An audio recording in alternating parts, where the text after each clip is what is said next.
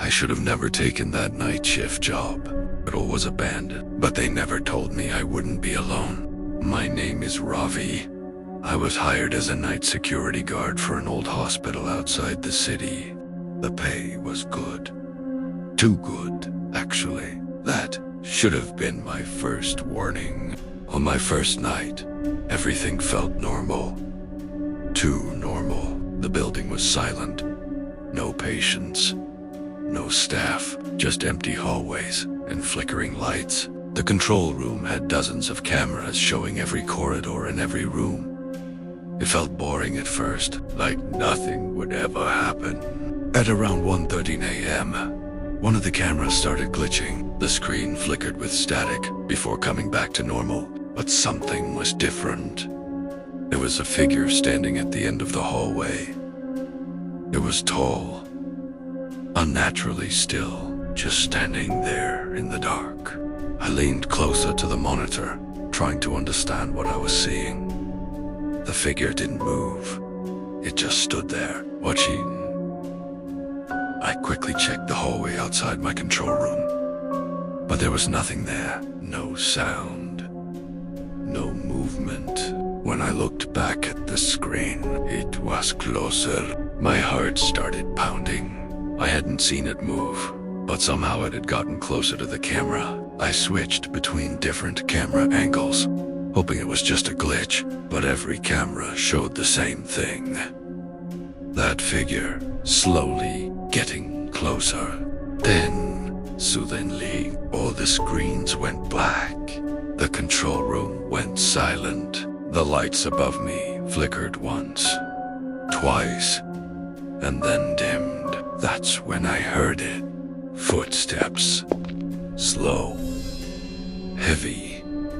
Echoing through the hallway outside. I froze in my chair. Un hableto moved. Each step sounded closer than the last. My breath became shallow as I stared at the door, waiting, hoping it would stop, but it didn't. The footsteps reached the door. Then silence. For a moment, everything was still. Then the door slowly creaked open by itself. I held my breath, staring into the darkness beyond it. There was nothing there, or at least, that's what it looked like. I tried to calm myself down, telling myself it was just my imagination. Maybe I was tired. Maybe the cameras were malfunctioning. Maybe there was a logical explanation. 10 primeras a W. Italiano. Not in front of me, but behind me. In the reflection of one of the monitors, something was standing right behind my chair. I couldn't see its face clearly. Just a tall, dark shape, but I knew it was there. I could feel it. Slowly, I turned around. Nothing.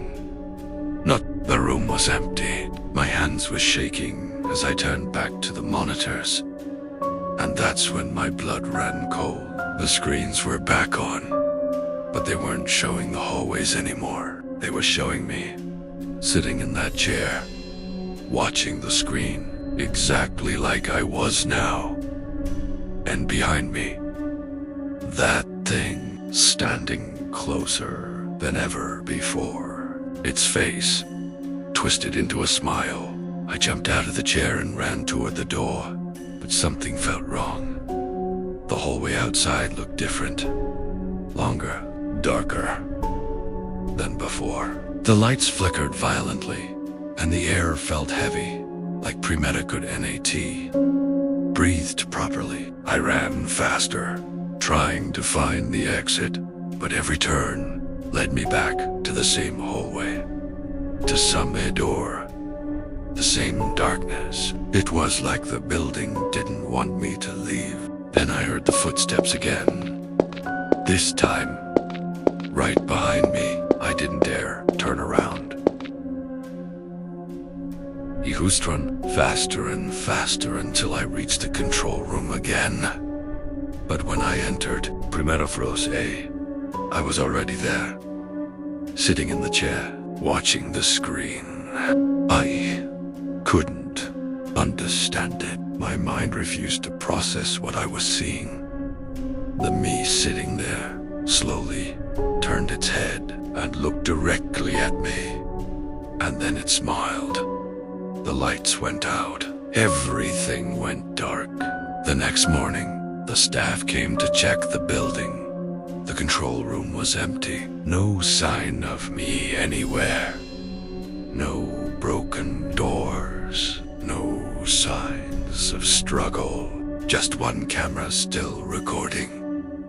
And on the screen, I was still there, sitting in the chair, watching, waiting.